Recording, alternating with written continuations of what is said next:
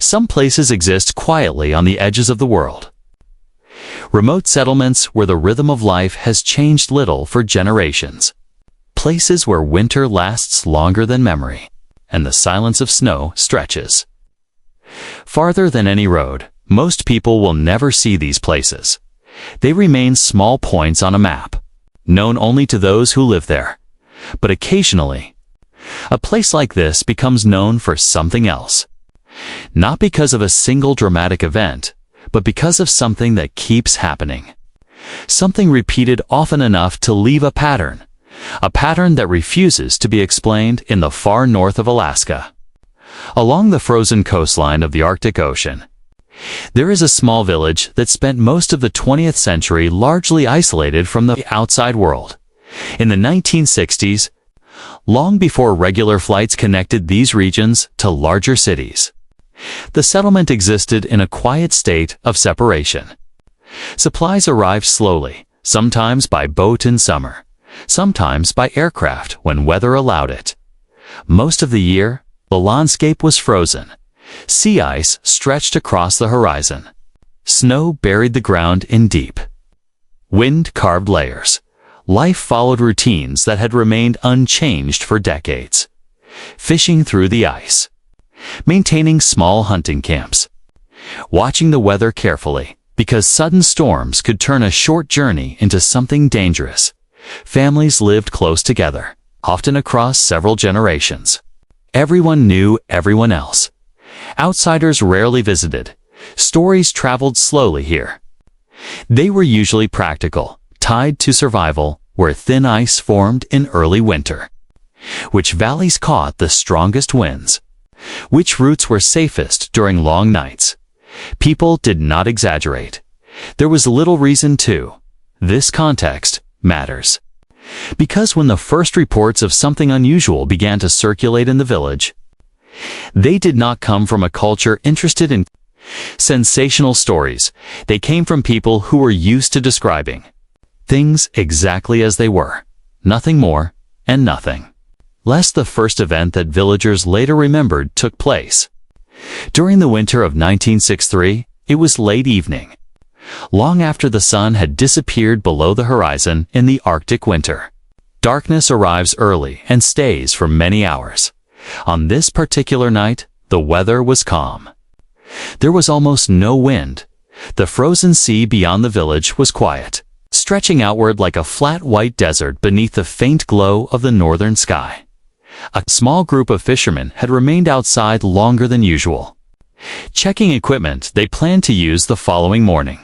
One of them noticed a light far out on the ice at first. It did not seem unusual.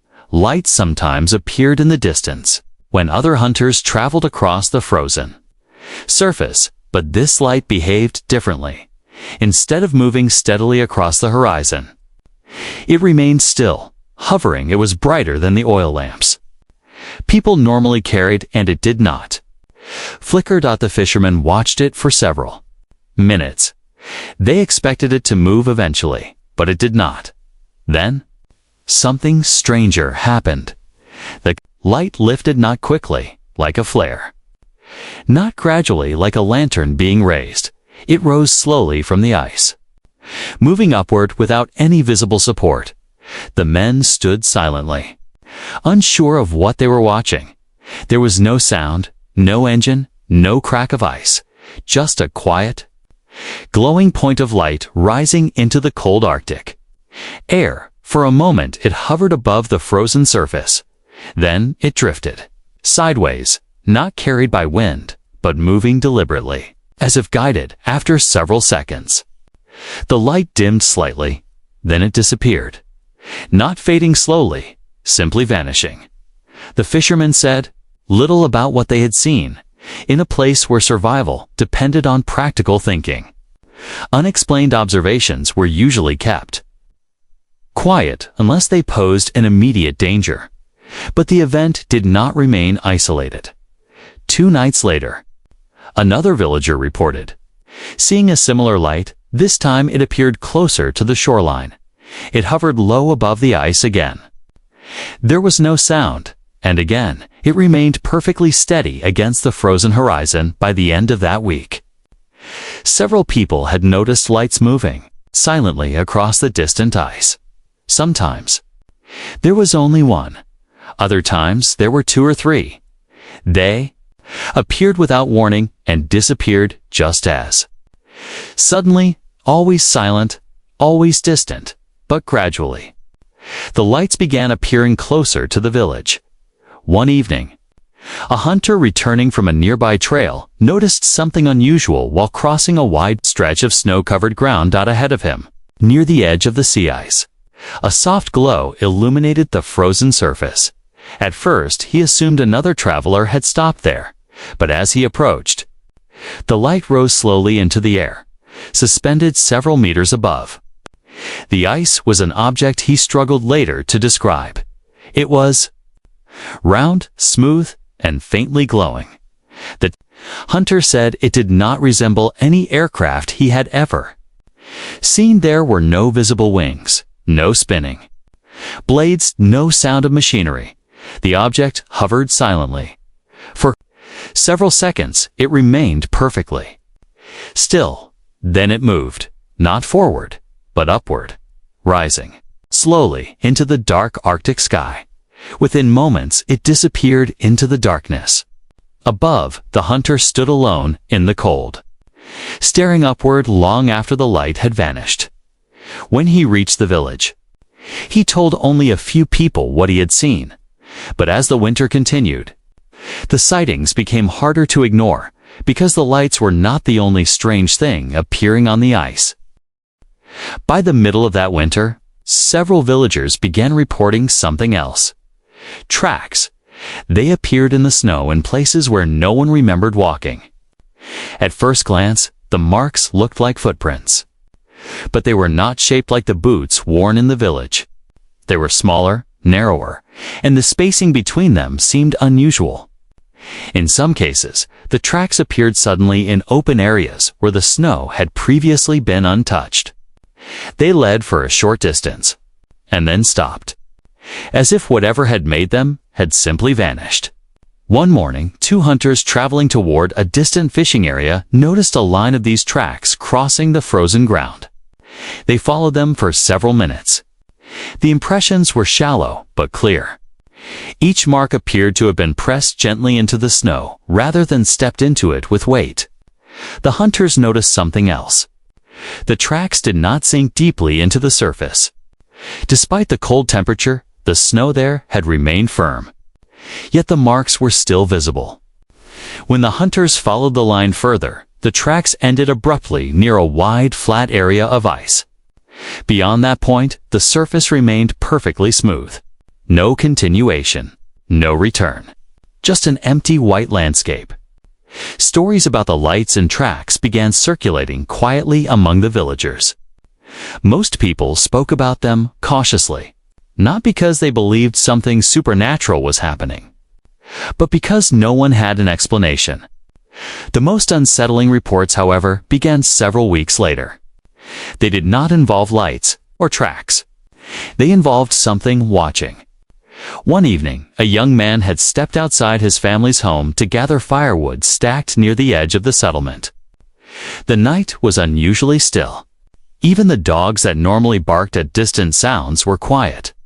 As he bent to pick up a piece of wood, he felt something strange, a sensation that someone else was nearby. At first, he ignored it, but the feeling persisted. Slowly, he looked up. About 30 meters away, standing near a low ridge of snow, was a figure. At first he thought it was another villager. But something about the shape felt wrong. The figure was small, thin. Its proportions were unfamiliar. The head appeared larger than expected, slightly elongated in shape. The arms were narrow and hung stiffly at its sides. For several seconds, neither of them moved. The young man later said the strangest part was not fear. It was the stillness. He felt an overwhelming urge to remain exactly where he was, as if movement might break some unspoken rule. The figure did not approach. It simply stood there, watching, Then it shifted slightly. The movement was slow and mechanical, almost as though its body were adjusting rather than walking. The young man blinked, and the figure was gone. There were no running footsteps. No disturbance in the snow. Nothing. Just empty darkness where something had been moments before. He returned inside immediately and told his family what had happened. But he was not the only one. Over the following weeks, 2 other villagers reported similar encounters. Each described seeing a thin, silent figure at a distance. Each said the figure appeared to be observing them rather than approaching. And each described the same strange feeling, an almost unnatural calm that made sudden movement feel impossible. After these encounters, several witnesses reported unusual symptoms. Fatigue that lasted for days, trouble sleeping, and an odd sense of being watched long after the sightings had ended. In one case, a hunter noticed faint circular marks on his arm the morning after seeing lights over the ice. The marks faded after several days. No one could explain where they had come from. The events gradually stopped as winter gave way to spring. The lights appeared less frequently. The strange tracks disappeared beneath melting snow, and no one reported seeing the figures again. Life returned to its normal routines: fishing, hunting, preparing for the brief Arctic summer. Years later, when outsiders eventually heard fragments of these stories, they tried to understand what might have happened. Some suggested the lights were unusual atmospheric reflections. Others believed the witnesses may have misidentified distant aircraft or natural phenomena. But these explanations struggled to address certain details: the silence, the movements, and the repeated descriptions of the figures. The villagers themselves rarely attempted to explain what they had seen. Most simply described the events and left the question unanswered. Perhaps something unusual passed through that region during that winter. Perhaps the lights were observing the frozen landscape for reasons no one understood. Or perhaps the villagers had briefly crossed paths with something not meant to be noticed at all. Whatever the truth may be, one detail continues to linger in every version of the story. The figures never approached. They never communicated. They simply watched. And then they disappeared back into the Arctic darkness, leaving behind only questions, and the quiet memory of something standing on the ice, watching from the cold,